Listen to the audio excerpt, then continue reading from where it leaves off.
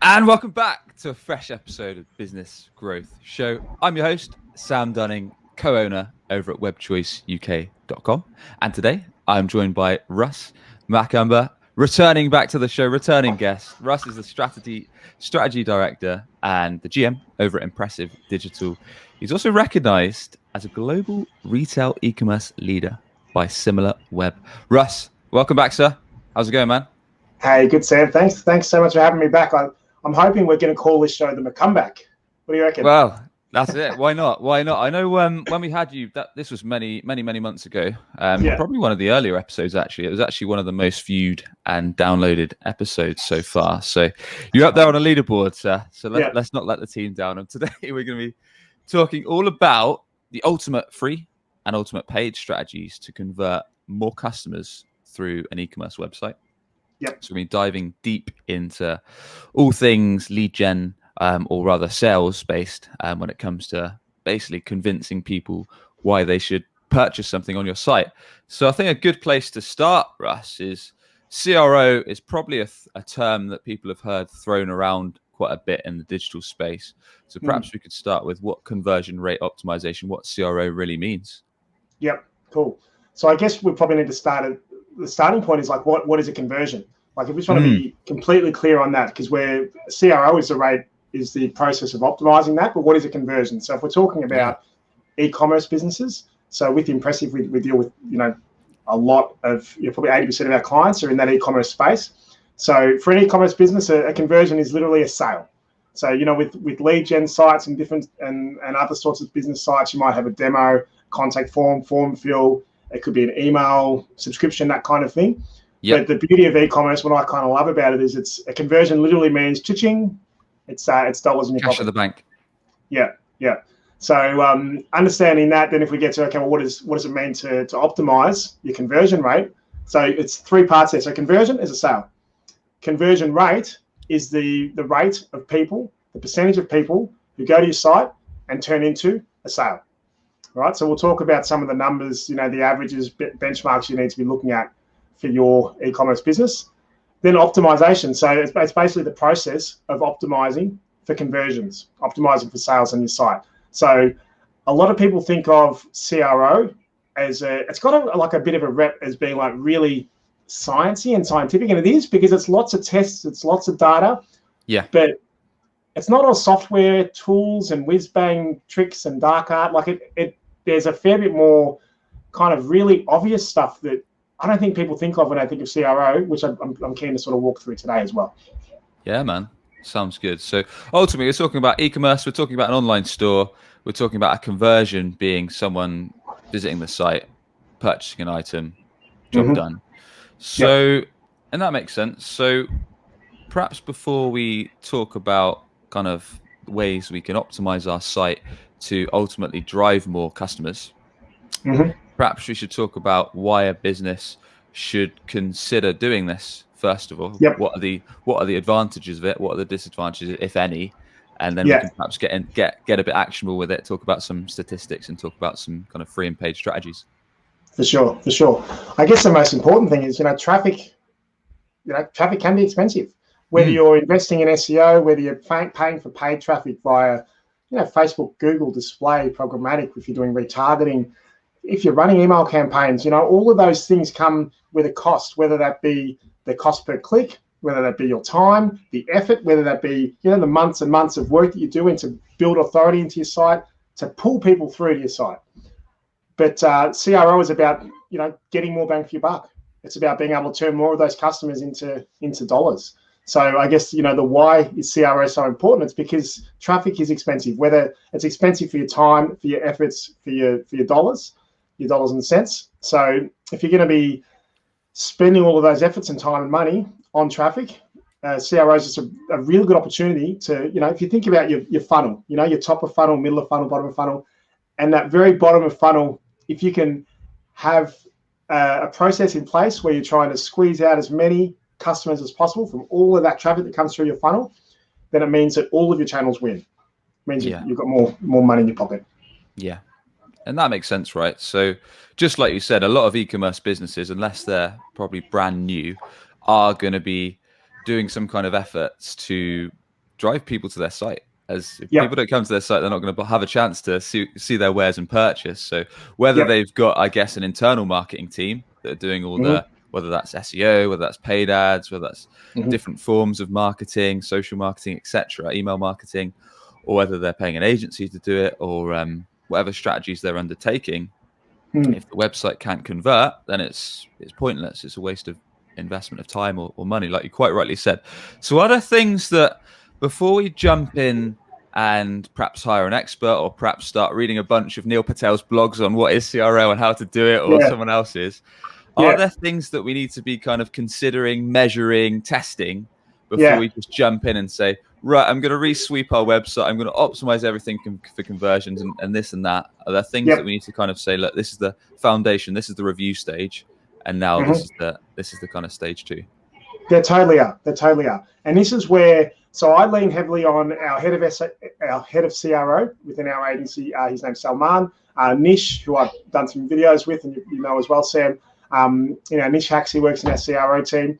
And, a lot of what I used to consider CRO and what they talk about being, best practice CRO, a lot of it is stuff that you just wouldn't think of. You don't think of in terms of like tests and data and that sort of stuff. So like a really simple one is making sure you're using really high quality images and video on your product pages, right?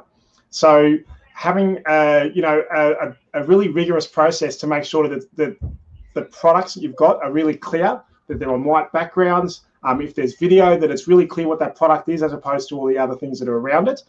The easier you make it for a customer to visualize exactly what the product is on its own, and then potentially, an experiential type image as well. But that original shot, that original product image, needs to be really clear, clean, easy, ideally on a white background, especially for like a fashion product, or really most products. That's going to be super important. And that is literally like 101 CRO. So before you go and hire an expert and do all those sorts of things, have a look at your products, have a look at your product images and your product videos on all of those pages, and have a think about how clean and clear those are. And whether you feel it as a customer, you would feel confident knowing exactly what that is and pressing, add to cart. Yeah. So getting the basics right.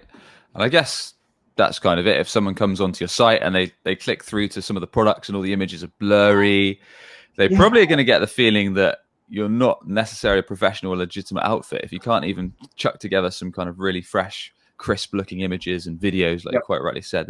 I guess it's all about that brand confidence and giving people a sense of security on your site. Are there any other kind of basics that we should just kind of nail down on an e-commerce site, Russ, before we get into kind of looking at analytics and these kind of more technical things of CRO? Totally. A couple more things. And some of these are going to sound really obvious, but this is literally the sort of stuff that you need to check off first before you start getting into analytics and Hotjar and heat maps and the like. Like, you want to make sure these fundamentals are done. Another one is free shipping. Are you offering free shipping? Does it come at a certain level? Like, if you've got a product that ideally you want to be, charging over $100, $150, and, over $100, free shipping, or, whatever the amount that makes sense for your product and for your margins and for your customers. So people, because of Amazon and because of, lots of big marketplaces around the world, people expect that shipping to either be free or to be kind of loaded into the price. They don't want to have to think about that extra calculation at the end when they get to their checkout. You're just giving yourself, a big sort of barrier, big speed hump at the very end when they should be just checking out. So free shipping is super important in today's market. It's an absolute must, and it's something that, unless you've got a huge, big, bulky product that makes that not possible, it's something that you really need to have on your e-commerce site. Gotcha. Okay. Yeah, that's interesting. We're actually looking at without boring people too much, we're looking at one of our clients deals in firewood, and they're testing out right now. They've got all these different regions that they deliver to around the UK, but they found that there's certain regions that are getting a bunch of traffic, and they get a bunch of people that get to the add to cart process, but then they're dropping off, so they're abandoning their cart. So what we're testing with them right now is, for these specific locations, we're going to give them the chance to have free shipping and basically see if that affects the conversion rate, which we think it probably will ultimately drive more revenue, drive more sales, just because these certain regions are dropping off, because it is a big thing. If you like you mentioned, if you go through an entire website and then you think your order is going to be £105, you put in all your details, you put in your address, you put in everything, and then you're just about to put in your payment details, and it says your shipping is going to be £10 or £15 or $15. It scares people off, right? 100%. They've already done the math. Like they weren't, and the silly thing is, like, sometimes it might be $5, $10, but it's just enough for them to go, oh, maybe I don't need it right now. And then you need some kind of abandoned cart or remarketing or something to try to reel them back in. You're probably going to need to use a discount or something to get that sale over the line, at another time. So, don't put a big speed hump right before they're about to give you their credit card. Yeah. No, makes sense. Okay. Cool. And I've got one more, which is sure, around sort of best practice, and then I've got some tools and stuff to sort of look at. That's it. And this one, again, it sounds obvious, but it's one-on-one stuff. It's what all businesses need to do, but you need to be competitively priced. So if you're selling a particular brand that lots of other stores offer, you need to have a good understanding of what those stores are offering it for. If you're selling a particular type of product and you know that people are used to buying, they're conditioned to buying at a certain amount, if you price that well in exceeding that amount, you need a really killer value proposition as to justify why it is so much more. If it's similar to what other people are buying, then you really need to be looking at what the competition's pricing these at. Does that fit with your margins? Making sure that you've got the right messaging and right imagery to the audience at that price. So really obvious stuff, but I've got some experience in launching sites like this where you probably didn't look too closely at price point and what people would be prepared to pay, especially when you're selling stuff internationally and you look at, okay, well, I didn't realize in this country that was going to come in at this much, or holy crap, that t-shirt that I want to sell is going to cost them $80 in that country. They're probably not going to buy it. So these are the sorts of things you want to kind of research ahead of time. I was going to say, I guess it comes down to competitor research and all that good stuff, really, as there's no point, like you said, chucking on whether you're doing clothes, t-shirt for $100 and all your competitors are 50. I mean, you're brand new in the market, especially. So first of all, people don't know the company, don't know the brand, don't trust you. And if you're twice as much as everyone else, why should they purchase from you? Got it. Okay. So talking about having great high quality images, videos, crisp white backgrounds. We're talking about offering free shipping where it makes sense to not put people off at the last hurdle, and having kind of sensible pricing that makes sense on the market. Yep. Russ, I feel like this is a question I probably should have asked right at the start, but what is a good percentage or a good conversion rate percentage for an e-commerce site? Yeah, that's good, because all of these things we're doing are going to impact on what that number is. So this is a tough one where you kind of go, it depends, and that's not the best answer. But if you're talking about transactional products which sit under $300 and which a person is likely to buy online and not have any concerns about, whether it's not going to fit in their house or anything like that. So $300 transactional product, whether that be fashion, hardware, tech, you're kind of aiming for 2% at a minimum. Okay. As you're going over $300 and you start to move into those kind of luxury items, that's when the percentage will come down. Right. So I've worked with, some globally known jewelry brands, for example, where for those brands, where an average transaction could be, $2 or $3 grand. Yep. Their conversions, if they were sitting at sort of 0.5%, that was a really good thing. And we're sort of working on ways to get them to 0.5. Another luxury brand that we work with here in Australia, actually sort of through Australia and Southeast Asia, through APAC, their average transaction, I think, is around sort of $500 to $600. Their conversion rate, I believe, sits between 0.8 and 0.1, and that's a really good number for that particular brand. Most products, though, and most people listening to this have probably got a product that sits under that 300, anywhere from sort of, $100 to $300. If you're at sort of 2%, that's kind of where you need to be aiming for. Anything sort of between 1% and 2% for those products is in the ballpark of okay. But obviously, if you're at 1%, 1.5%, and you've got 100,000 people coming to your site every month, that extra percent or 0.5% is going to have a pretty big impact on your bottom line. Yeah, exactly. So the margins, the percentages, just making, which we'll get into, small tweaks here and there can have a huge impact on your bottom Yeah. line. So I have to ask it, why is it such a small percentage of people that convert? I mean, most of us, like we said earlier, spending so much time or money, or our team are investing time into driving all this traffic, all these customers, Yeah. or all these prospects rather, to our site. Yeah. Why do so few want to do business with us? Why do so few buy? It's such an interesting question, because especially, and I talk to business owners all the time who are like, I've got an amazing product. I know no one else has got anything like this. I know it's, I've got great reviews. I've got all of these things. And what you're telling me, Russ, is that if we do a good job, 2 out of every 100 people are going to buy it. Like, how can that be so? But you just need to realize that people are busy. People are, they're doing lots on their phone. They're scrolling through their different feeds. They're jumping from site to site to site. They're shopping around. They're comparing prices. So they're very unlikely to buy it on the very first time they go to your site. That's probably really key.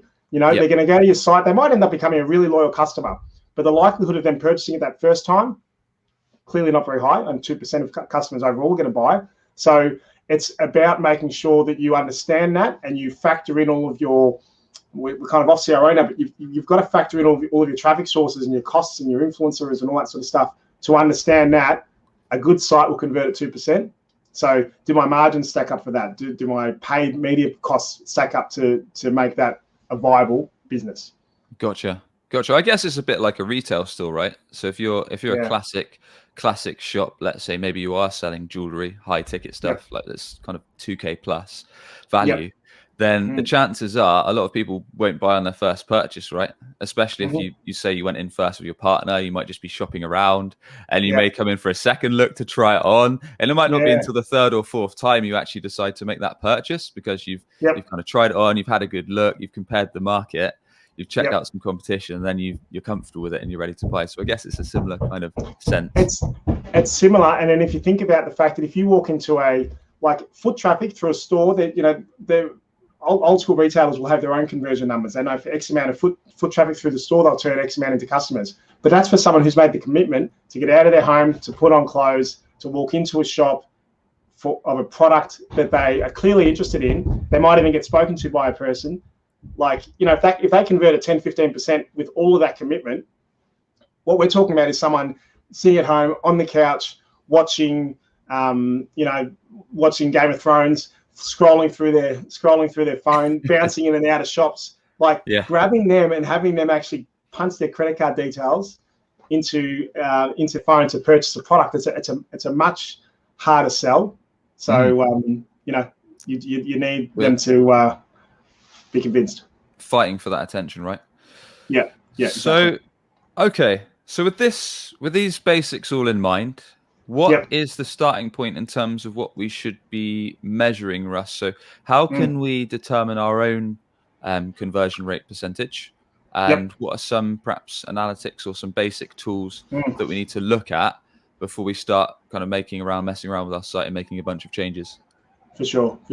So Google Analytics is kind of like the simplest starting point, and that's what you really need to have on your code, on your site. You need that Google Analytics code on your site from the start. So whether it's a Shopify, WordPress, Webflow, Magento, Neato, whatever the e-commerce platform is, Google Analytics is kind of the industry standard for most businesses to have installed on your site.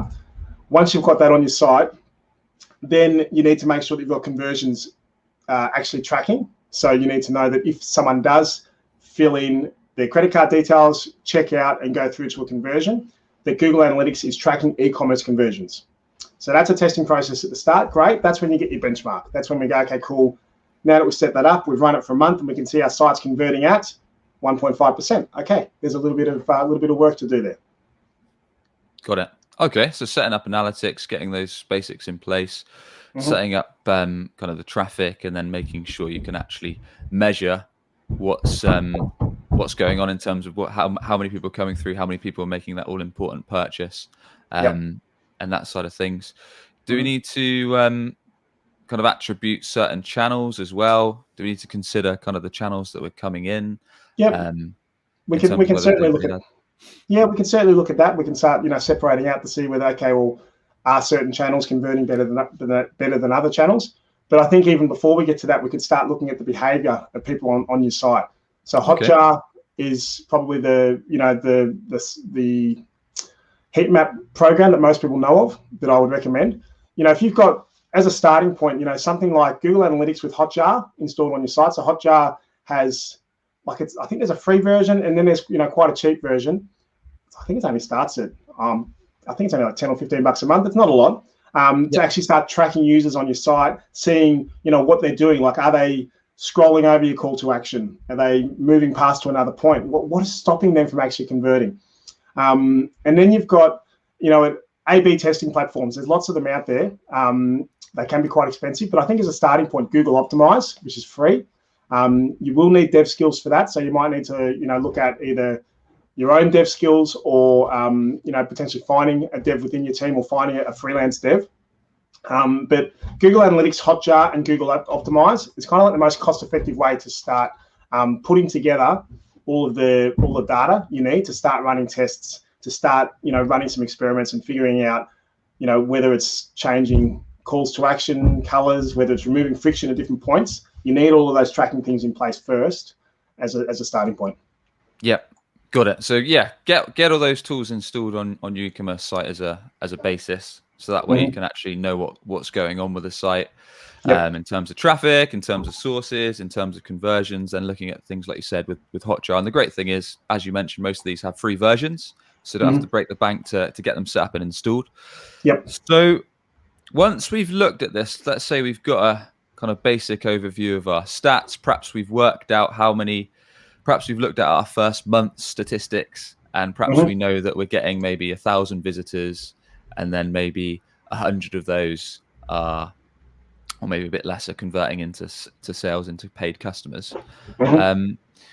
Is there certain bits and pieces we need to dive into, whether it's Google Analytics, whether it's Hotjar, to kind of determine what areas of our site are perhaps working well, what aren't working quite as well, and then where we may need to consider kind of tinkering or changing bits and pieces? For sure. First thing you want to do is look at your checkout process. Now, it sounds pretty obvious, but like once they've gone through all the way through that buyer journey on your site and they're at that checkout, what does that checkout process look like on your site? Is it too long? Is it complicated? Is it unconventional? People get cute at the wrong places. You know what I mean? Like they'll have that checkout process and they'll start asking questions like, who's your favorite Ninja Turtle and all these sorts of things, when really, like at that point, it's like someone who's at the cash register and they've got that credit card, like they're there ready to pay. You really kind of need to make that process at the end as seamless as possible. If you want to ask some of that cute stuff afterwards, there's some cool stuff you can do with surveys and the like to build a bit more rapport with your customers. But a crucial step here, if you want to start running A/B tests and looking at what's working and what's not, is having a look at the very end of your checkout process. And using a discerning eye of your own. You don't necessarily need to be studying hours and hours of heat map data to know that this call to action here for buy now is of a shade of grey that I can't really see on this white screen. Like there's going to be potentially some obvious stuff that you want to open up your product pages and have a look through. Another one which sort of happens quite a bit is people try to have, this is something that happens more on lead gen sites than e-commerce sites, but they try to have as many calls to actions as possible because they want conversions. How do you get a conversion? Someone has to click on a call to action. Great, well, I'll have one here, I'll have one here, I'll have one here. And as they scroll down the page, they kind of smashed it at the buy now, with everything, Yeah, you're better off having them sort of banked in one place. So it might be like buy now, and there might be something else there, which is like it might be a sizing, check your sizing, or it might be something else. But if you've got all of those sort of banked into one place, and people know that's an area that's not confusing, where they can convert, where they can get information, those types of things on your checkout page are really huge. But another really obvious one, and one that lots of people kind of don't do, is make sure that it looks really safe. So if you get to that point, have you got an SSL certificate? So they've gone to, and I've done this myself, I'll get to that checkout point and then I'll go, oh, wait a second, I haven't even checked is that little lock up there on my screen? Yep, okay, cool, it's SSL, it's safe. So how are you making your customers feel like this is a safe place to add my credit card details, a safe place that I feel like I can trust this business? So, showing a range of different payment options, whether it's Apple Pay, Google Pay, PayPal, etc., Afterpay, all there. Okay, cool. Well, clearly, there's some reputable. This is a reputable business. There might be some kind of trust badge you can have there, whether it's a McAfee or some other sort of antivirus, something to make people feel a bit more Trustpilot. These types of badges that are verified, that give people confidence that, okay, this isn't just some scammer trying to grab my details. If they've got Trustpilot there or something like that, they have to go through a process of verification to get that there and to earn that. So what am I doing on that final checkout page? Or what am I doing on that product page when I'm at the point of conversion of trying to get their credit card details to make them feel 100% confident, comfortable, secure in handing over that credit card and making the payment. Gotcha. Yeah. So it sounds like almost starting with the end in mind. So looking at the checkout process, making sure that's as frictionless as possible. Yep. So I guess that means kind of not asking 100 questions like you referred to, Russ. Ultimately, if someone's come that far, they're probably ready to buy. So make it as simple as them to enter as few details as possible and get the job done. They're not going through kind of 5-10 pages. And just make it nice and quick and easy for someone to check out, and then adding those aspects of security like you mentioned. So that makes sense, really. So I suppose if you went to a store and they perhaps had their till register on a cardboard box and they said you brought out your credit card to buy an item, they said, sorry guys, cash only, and you just got the feeling that this was not necessarily a legitimate outfit, and exactly. if you wanted to take something back, they might not be there tomorrow. So I get where you're going with. Okay. Are there any, perhaps to share a couple of things, we talked about kind of checkout process and things like that. Are there any best practices for product pages themselves that you've had experience with? So if we land on a product page, are there any kind of things we need to consider? I think just what we spoke about earlier in terms of making sure that the image and the video is really, really clear. Making sure, another thing we didn't sort of speak about was just really rich descriptions. So in that product description that's there, making sure you're taking the time to I would be not, sorry, let me start from the start. If you've got an e-commerce store, quite often, if you're buying the product from somewhere else, with that product that comes in, you'll get some generic copy, white t-shirt, blah. If you really want to give your your customers the sense of, because you remember what you're competing with is them buying it in person, speaking to a person, trying it on, having that full rich feel of what it feels like. So whether it's a ring, whether it's a t-shirt, a jacket, a hat, what can you do within your copy to add that rich description? Because you are competing against a physical store. So what can you do to make this experience for them on top of the nice image and on top of the nice video, make that product description really clear? So I think, outside of most of the, your Shopify's, your Magentos, most of those have got a pretty good template in place, which is built around conversion, and you just kind of need to fill in the blanks. So you don't need to worry too much, especially if it's like a Shopify where most of the buttons are just there and you just add them in. It's when you've got your WordPress and your WooCommerce where people try to get a bit more creative and adding stuff. Right. I would be looking at, like, of your store, of your vertical, and the type of product that you're selling, who else out there do I know that sells that is doing really, really well?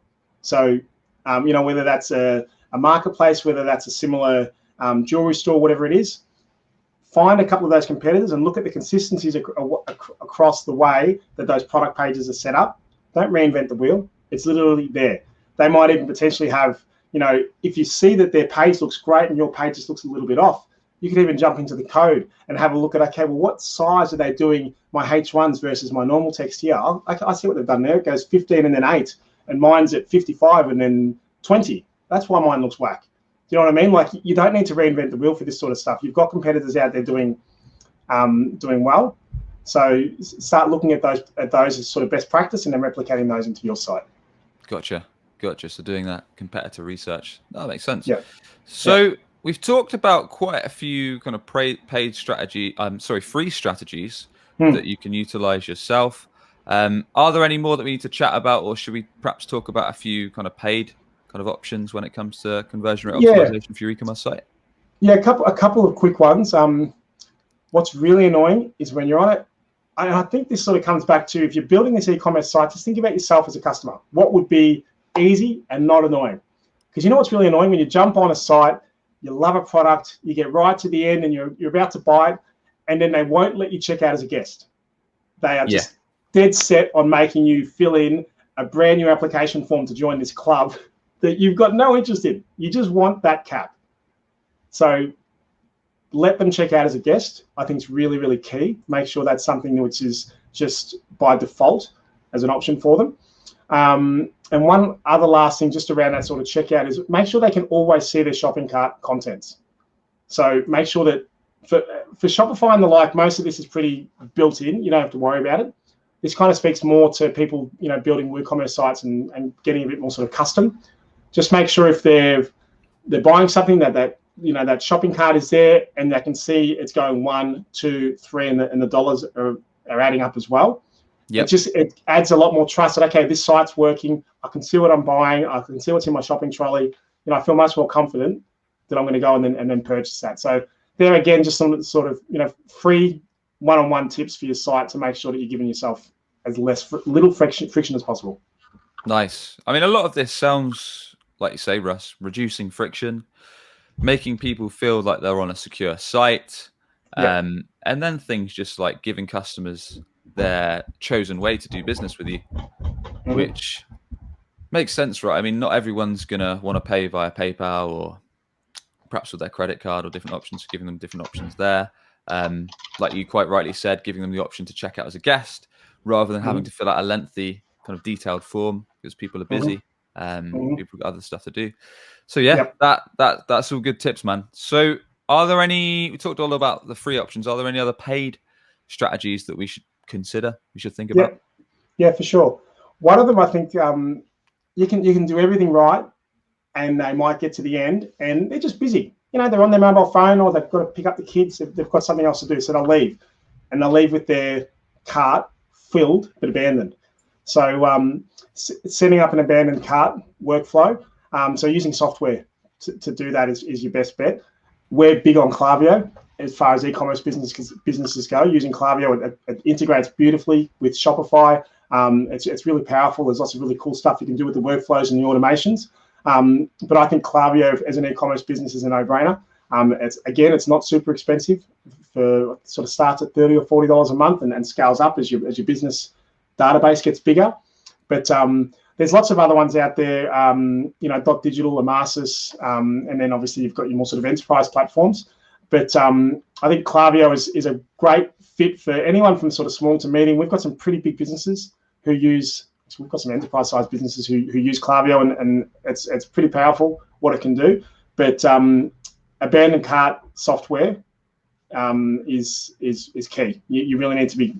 You've got their email, you've got those details. They didn't quite buy it. You need to be serving them again afterwards. So I think that'd be really key. I guess it's a classic case of you don't know what you don't know. So if you're not measuring that kind of thing, how the heck are you ever going to know how many people got to that? You pushed them, you did so well, you got the traffic to your site convinced them to buy, they got to that final step, they added it to the cart, and then something distracted them, they're gone. So that abandoned cart software, if you've got a way to connect with them via email. And do you typically tend to offer people some kind of discount, Russ, or what do you recommend? Like, because I know I've seen the classic email when I've maybe been on Gymshark or one of those kind of websites, and then maybe I've left it 24 hours, or Amazon even, and then they remind you that something's in your cart. Some of them, I think, offer you incentive. Others just say, look, did you forget about this item? Is there a best practice? Or it's another one of those. It depends. Like if you have margin to work with and you really can just sort of acquire a new customer as quickly as possible, then fine, lead with the discount. I'd recommend not leading with the discount for the first one, just a reminder, hey, this was here. Because it's more about, for me, I think it's just about reminding them that they had this product that they really, really liked, making it really, really simple with a nice quick call to action where they can check out as a guest and they can actually purchase that. So I think best practice for mine personally would be to not discount straight up front. And also just know that some people, I've got friends who literally know that, maybe this is just because my friends are like tight asses, that they'll know like that when I need a particular supplement that they give me a discount. So I'll put it in my cart. They'll give me a discount at 7 days, at 14 days, and at 28 days, it's the biggest discount. So what I do each time is I put in a different email address, and I know when I'm a month out from needing my protein that I'm just going to jump in, put it on there, wait for that 28 days later, and then get their 25% off and get the product. So if you're a well-known protein store and you've seen the name Russ knock about a bit, then stop giving those discounts. Yeah, I'm just pretending it's my fake friends. Good stuff. All right. Well, that's a top tip, Russ. And any other paid strategies that are kind of no-brainers before we wrap things up? Not so much no-brainers. I think there's so much that you can do. I think with some of those too, like Hotjar, yes, there's a free option.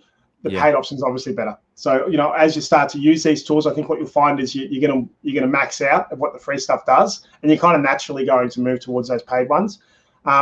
We talked about Google Optimize as a good free option. The disadvantage is you need to be able to code. So if you can't code, then it's not like a drag and drop. Whereas something like a VWO is pretty cost effective. I mean, when I say cost effective, it's a few $100, maybe even more a month. And then you've got Optimizely, and there's some other kind of more enterprise. I think AB Tasty is another one. Those ones, they're real enterprise size CRO platforms. They're amazing.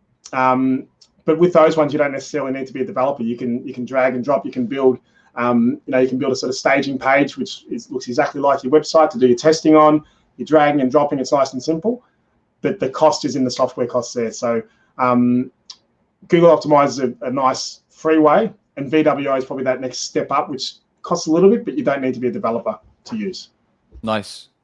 Any final points to consider before we jump in? Everyone's kind of, it's probably stolen a fair few of your free strategies and your paid strategies. Yep. And I guess a lot of people tuning in are looking forward to jumping into some of these tools and tips. Any other things we should keep top of mind before we jump in and start hacking around with our website and hoping for some more juicy conversions and deals off the back of it? Yeah, totally. Two things.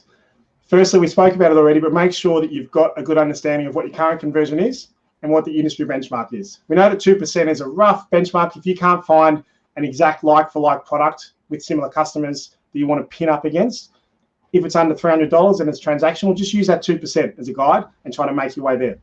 That's number one, know those benchmarks. Number two, if you're doing it yourself, you need to be sparing in the changes that you make on a particular page. So what I'm saying is if you make 7 changes to a page and the conversion goes up, you don't know which one of those 7 it was. So as you're working on a page, have a look for, identify where you think you can make a change, make that one change, and then see how it goes sort of time, 1 month to the next month. With these tools, you can do lots of multivariate testing where you can have different pages live and you can run lots of tests at once, but that's probably a little bit further advanced. If you're going to start doing this yourself, one change at a time, so you can measure the impact of that change and give it, if you've got a lot of traffic through your site, you may be able to run it for a week and see some results, but most people probably need to run it for a month, at least to have enough data to make some insights from. Makes sense. Awesome, man. So yeah, cool. Like you said, if you're doing a bunch of changes on product pages or your home page, how are you going to know if you start with X conversion percentage, if you start changing everything, throwing the kitchen sink in, how are you going to know what's worked? Because you've changed so many things, you don't know what the tipping point was. So doing that one tweak, that makes perfect sense too. Russ, thanks very much for coming on, man. Always a pleasure. Never sure. Sam. With that, how can people learn more about yourself? How can people connect with you or get in touch to do business with you, sir? For sure. So impressivedigital.com is the site. We're based out of Austin, Texas.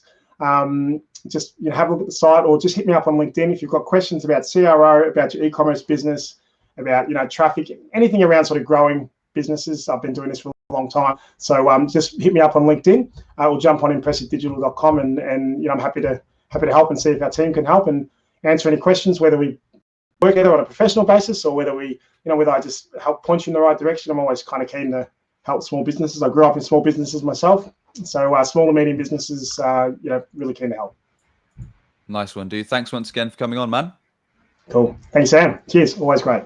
No worries. And if you enjoyed the show, be sure to hit subscribe wherever the heck you get your podcasts from. We interview business leaders each and every week to provide actionable marketing tips to grow your business and grow your revenue.